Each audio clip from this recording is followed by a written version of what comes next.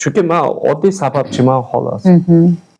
Agar yana qaytarib aytaman, mana shu mard bo'lsa, maydonga chiqsin. O'sha kim bo'lishidan qat'iy nazar, silab qo'yadimi, boshqa qiladimi, hatto Surxondaryo, Samarqand, Jizzaxdan kelishdi, Boysundan ko'p kelishdi. Zomindan kelishdi. Mana shu qaysidir domlalarga borib, ruqiya o'qiydigan roqiylarga borib, dam soldirishgan, boshqa qilishgan, bir effekt bo'lmagan, boshqa bo'lmagan. Oxiri natijada oxirgi gaplari o'sha 7 marta keling, 5 marta keling deb ular gostinitsada yotishgan. Endi sarf xarajat ko'payib ketganda, oxirgisida kelgan o'sha nimalar roqiylar aytishar ekan, uyingizni borib tozalatib yuboring. Biz endi sizda jin yo'q ekan deyishar ekanda, baraka topkunlar shuni bir kun birinchi boshda aytmaysizmi? Harom luqma nima kerak? Hozir kimga oson hozir pul topish, ketkazayotgan vaqti va hokazolarda.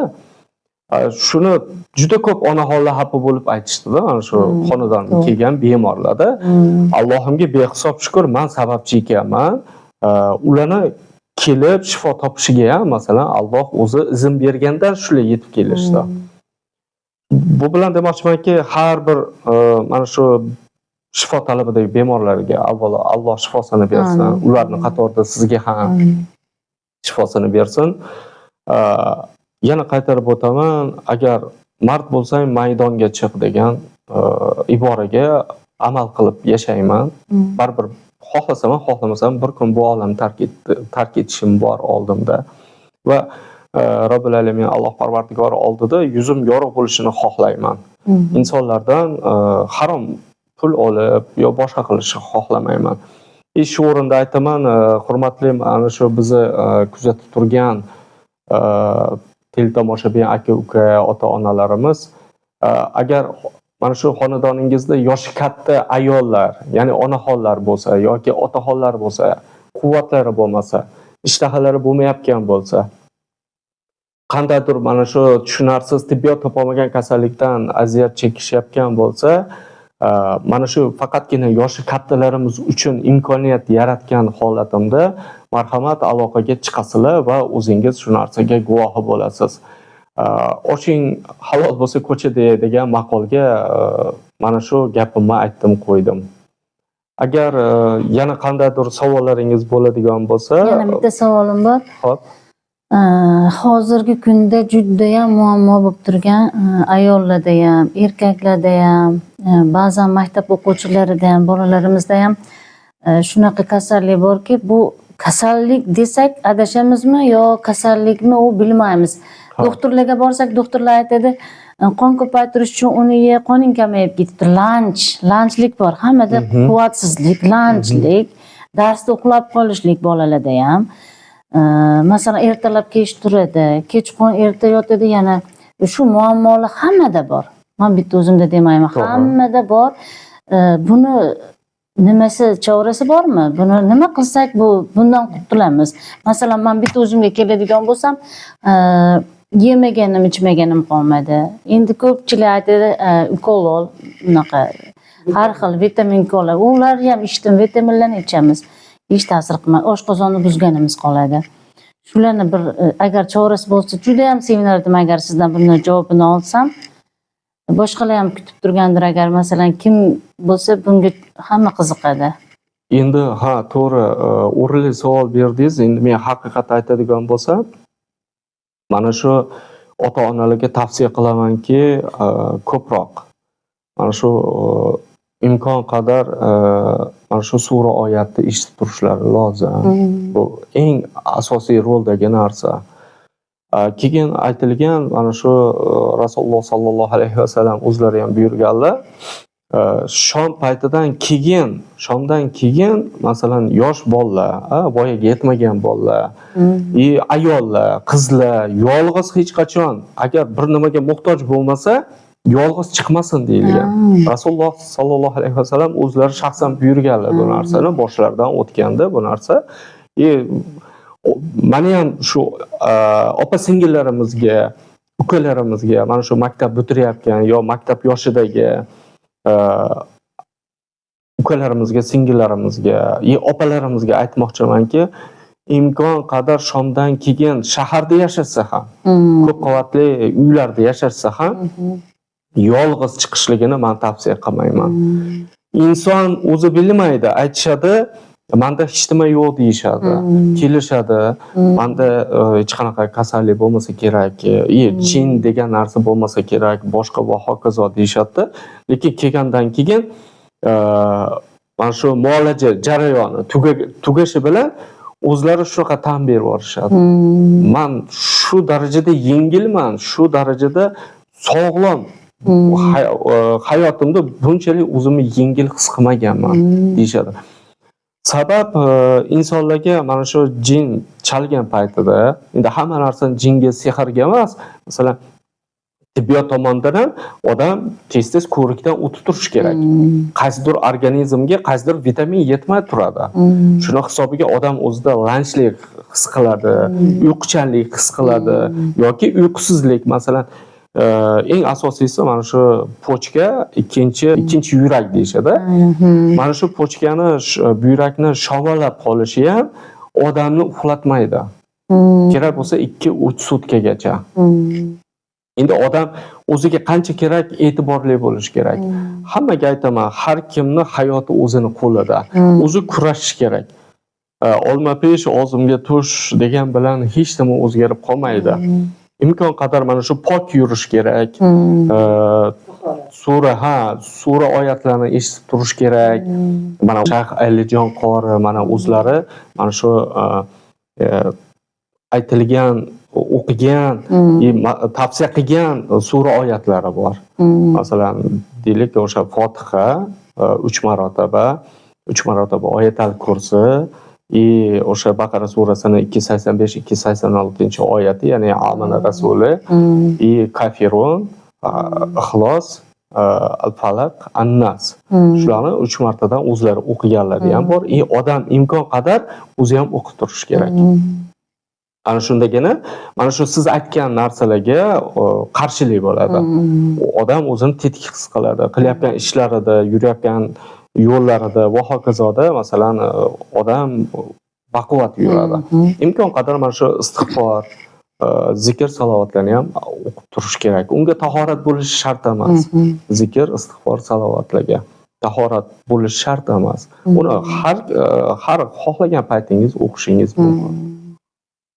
Hozir singlim, o'zingiz mana guvoh bo'ldingiz. Xo'p, o'zingizni qanaqa his qilyapsiz? Mana haqiqat ochiq oydin ayting. Men aytdim-ku, yolg'on gapirish, shunchaki xo'ja ko'rsinga qilinadigan ishlarni yomon ko'raman. Shuning uchun haqiqatni aytavering. O'zingizni qanaqa his qilyapsiz va nimalar bo'lyapti hozir? Men aytdingiz-ku, savolimni berganimda boshida shunaqa dedingizki, bu o'yga kirib kelishim bir boshqacha nima bo'ldi. Ich-ichimdan avvalambor ixlos bilan kelish kerak ekan bu yerga. Ixlos bilan kelganim uchun Alloh sizni bizga yetkazdi. Allohga shukr. Men hatto siz bilan oldin gaplashdik-ku, nima savol javob qilganimizda ham o'z zimdan qanaqadir shifo topganda o'zim o'rgatdimmi bilmayman, shunaqa qanaqadir mazza qildim. Hozir sizni nimangizdagi bergan muolajadan ham shunaqa mazza qildimki, yengil bo'ldim. Bitta bo'ldi, men bu tuzaldim dedim. Allohga shukr, tuzalgan bo'lay. Inshaalloh.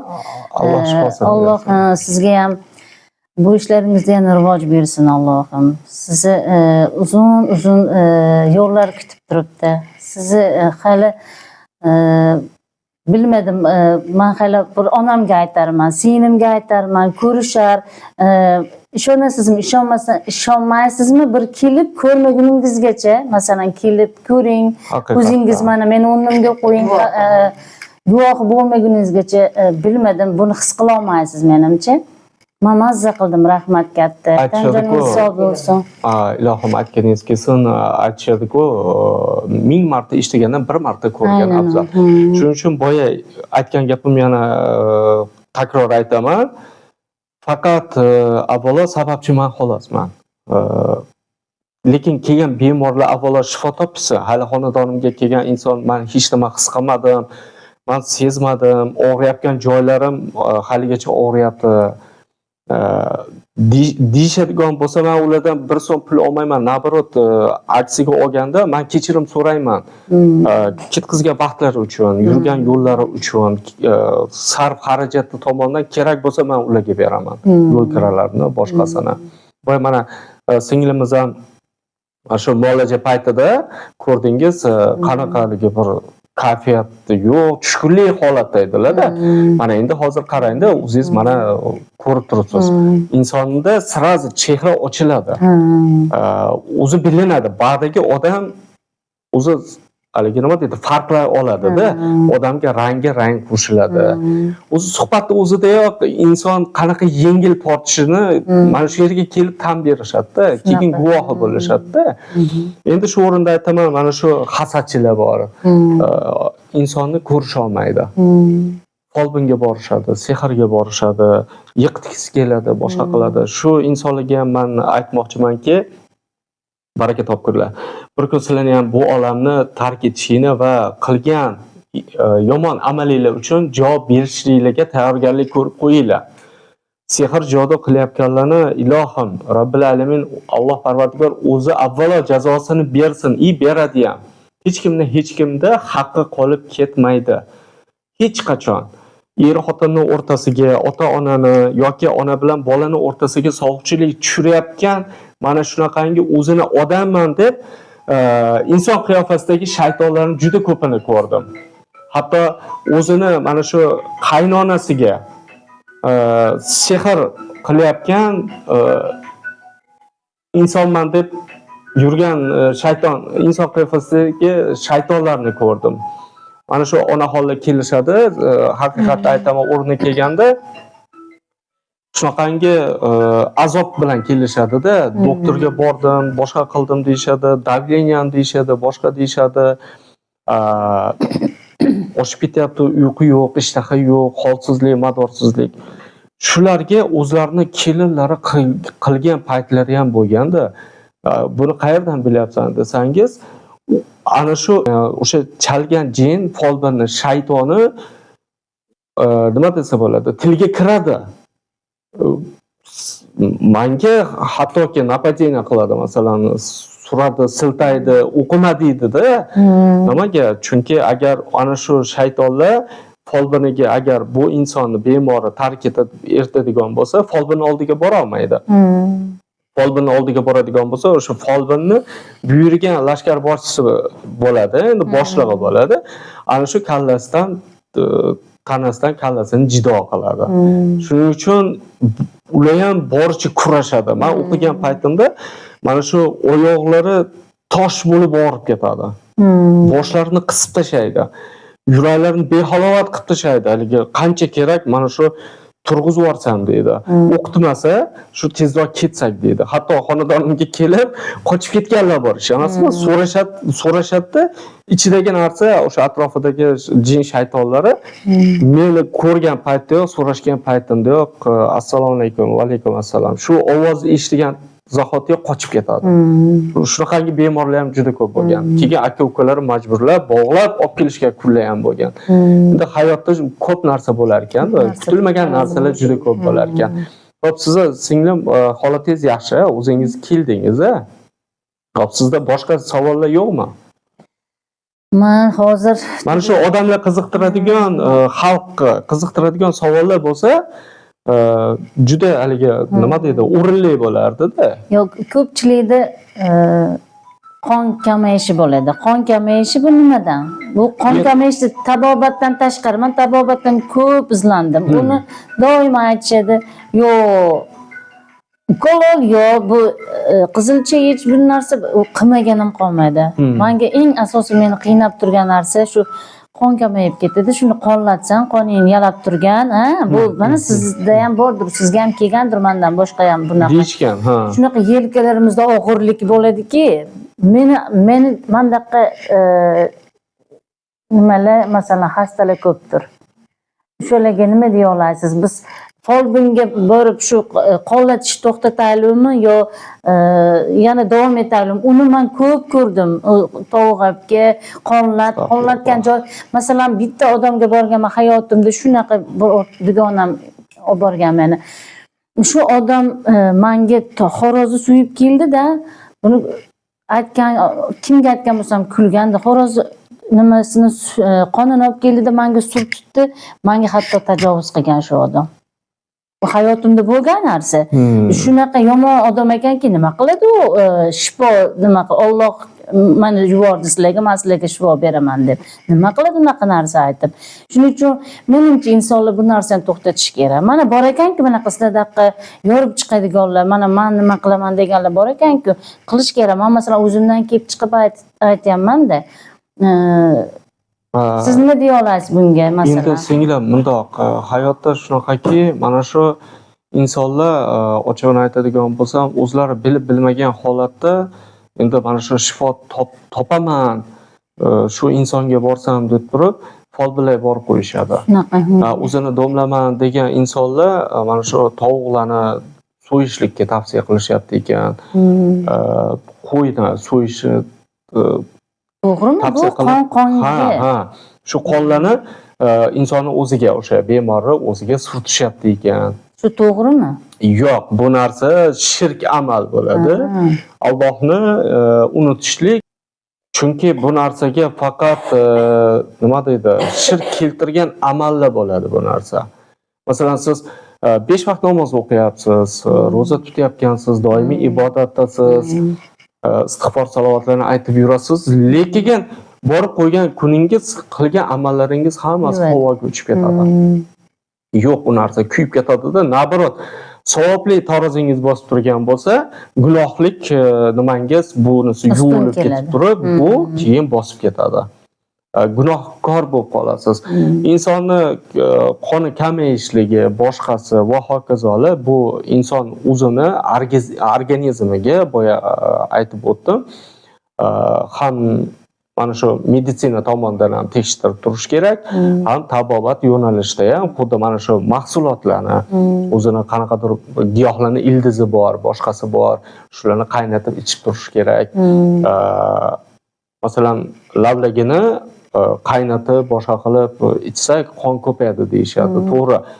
100% ga ishonch yo'q, lekin 10-15% insonga yordami bor buni ham har holda. Lekin lavlagini o'zini mana shu o'zidan chiqqan mana shu qon sifat rangi, ya'ni suvi insonni qoniga nima emas, nima deydi haligi aralashish, bir-biriga kirishishi juda qiyin narsa.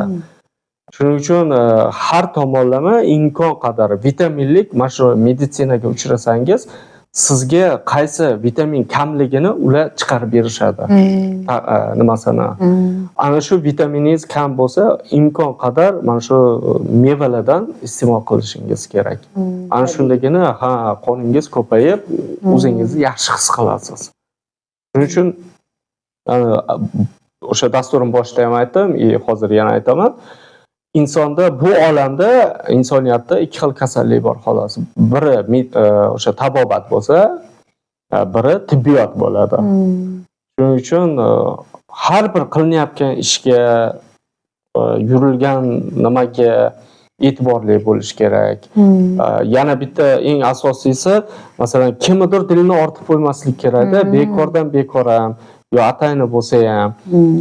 Nimaga desangiz, odamlar bilishmaydi. Kimnidir ko'zi bor. O'zi u inson sezmaydi. Kimnidir duosi naqd, kimnidir duoibati naqd. Shuning uchun ehtiyot bo'lish kerak. Bir insonni dilini ortishdan qaytish kerak.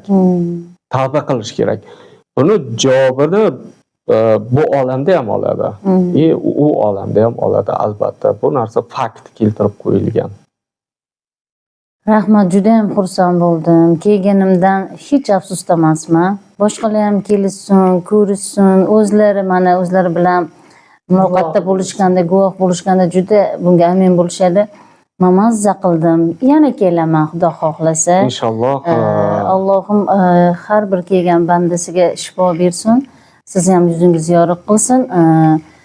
Men mazza qildim, lekin shifo hozir o'tirgan o'rnimda shifo topdim. Agar uyimga ketsam nima? Men hali Albatta, sizga telefon albatta. qilib aytaman buni nimasini. Har bitta, Natijalarini. singlim, har bitta bemorga aytaman, o'zlari ham aytishadi, ishonch hosil qilgandan keyin. Xonadonimda shunchalik. Ozgina yurishgandan keyin, masalan, 500 metr, 1 kilometr, yurishgandan keyin toki uylarga, manzillarga yetguncha bitta narsaga 100% kafolat beraman. Juda katta o'zgarishlar bilan uylarga kirib borishadi. Yetib borgandan keyin telefon qilishadi-da, siz aytgandan-da guzora bo'lyapman dedi, otaxonlar, onaxonlar. Bu aytganda mana shu negativchilar bor, boshqalar bor. Marhamat, agar mana shu bizni kuzatib turgan teletomoshabinlar, aka-uka, opa-singillarimiz, yana qaytarib aytaman. Mard bo'lsang maydonga chiq. Oshing halol bo'lsa ko'chada ye. Men shunaqa insonman. Shifo topasiz. Ana undan keyin o'zingiz guvoh bo'lasiz shu narsaga. 1000 marta eshitgandan 1 marta ko'rgan afzal deyiladi. Bizning manzilimiz Namangan viloyati Uychi tumani, birlashgan qishlog'ida. Telefon nomerlarim, raqamlarimni chiqarib qo'yganman. Marhamat, qanday savollaringiz bo'lsa, Telegram kanallariga aloqaga chiqishingiz mumkin. Xo'p, avvalo Alloh shifosini bersin. Rahmat. Bu safar kelishingizda albatta o'zingiz mana shu aka sifatida yo'qlab keling. Inshaalloh. Dard bilan, kasallik bilan emas, yaxshilik bilan keling avvalo. Alloh doim sizlarni ham xonadoningizga tinchlik, xotirjamlik, sihat, salomatlik, baxt, saodat, mol, dunyo, toji davlat nasib ro'za aylasin va ikki dunyo saodatini bersin. Ikki dunyo, bu dunyoyu u dunyo boy badavlat bo'ling. Farzandlaringizni, juft halolingizni, navara chevara avaralaringizni rohatini ko'ring va ularga bosh bo'lib yurishlik, hoji ona bo'lishlik, hajlarga borgan ibodatlaringizni masalan Alloh dargohida qabul qilgan bo'lsin va doim Allohning panohida bo'lib yurishingizni xohlayman. Shu o'rinda aytaman, Robbil alamin Alloh Parvardigor barcha mana shu shifoga muhtoj insonlarimizga, aka-uka, opa-singil, ota-onalarimizga Robbil alamin o'zi shifosini ato etsin. O'zidan o'zgaga hech qachon muhtoj qilib qo'ymasin. Rabbana atina fid dunya hasana va fil oxirati hasana va qina azabbannar bi rahmatika ya arhamar rohimin. Amin. Allohu akbar. Xayr, kelasi dasturlarimizda ko'rishguncha sog' va salomat bo'ling.